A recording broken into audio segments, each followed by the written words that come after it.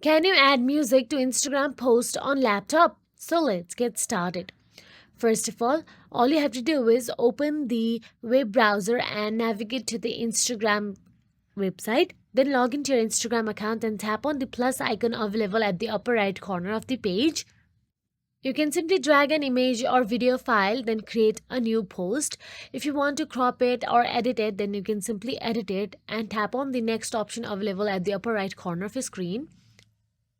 Here, as you can see, that there is no directly any option to add music to an Instagram post using a laptop, as Instagram music feature is only available through the mobile app. So while you can't add music directly on a laptop for Instagram post, you can simply log into the Instagram to your mobile device and add music and post it here. So that is it. If you found this video helpful, please like, share and subscribe, and thank you so much for watching.